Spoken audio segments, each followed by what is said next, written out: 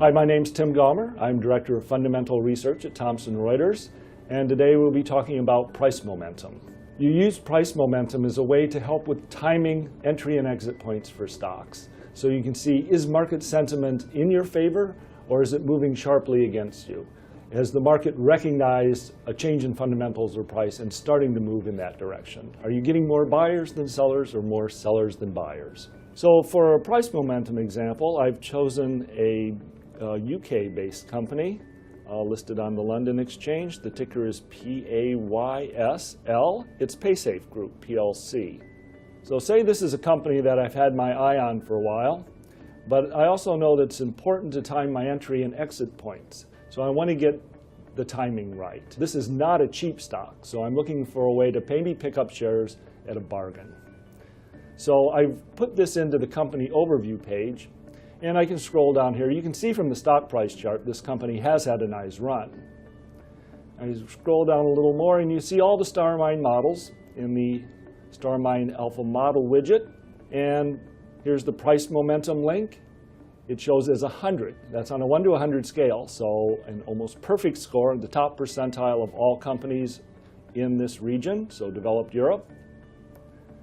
And now we can go to that model's view page and see all of the components. What's driving this? So you can see here that it was sort of middling, but back in September, our price momentum score shot up, leading the charge in the stock price itself. There are three components that go into the model: the long-term component, the mid-term, the short-term, and then in industry. And we also look at volatility or how stable the company has. We prefer, in this model, companies whose upward trend has been more smooth, more consistent, rather than volatile and choppy. So you can see over the long term, that component, each of these components gets its own 1 to 100 percentile rank. It's 92, so clearly nicely within the top decile. You can see that's because over this 6 to 12 month period, the stock's up 10.6%. And this is in a fairly lackluster market.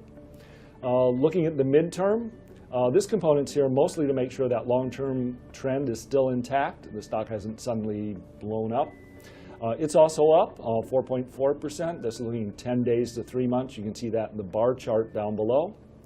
And then in the short term, the stock sold off minus 5.5%. That's actually a positive thing. You see we have a score of 76 there.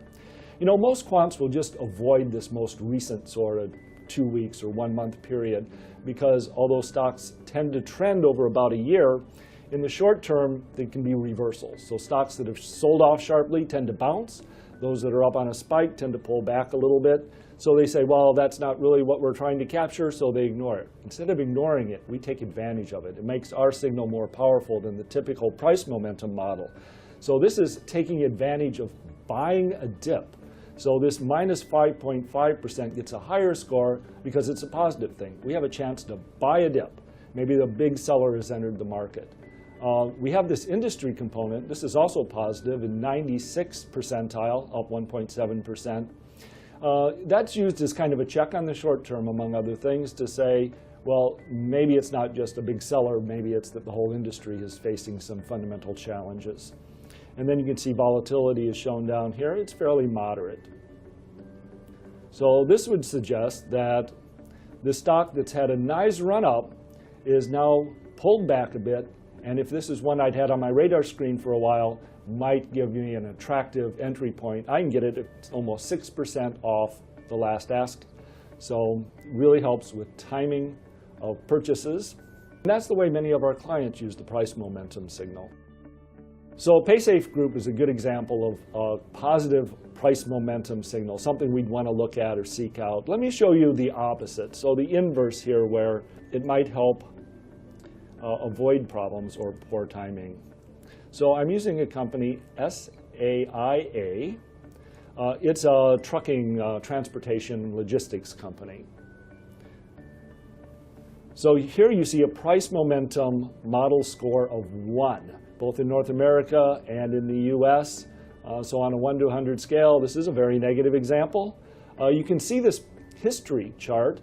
It actually has been a nicely predictive model for this company. So you can see we had a fairly high price momentum throughout most of the history, And the stock was following along. It was like in a nice uptrend. As soon as the stock started to sell off, you see our model score plummet, and it preceded this then long-term downtrend in the stock.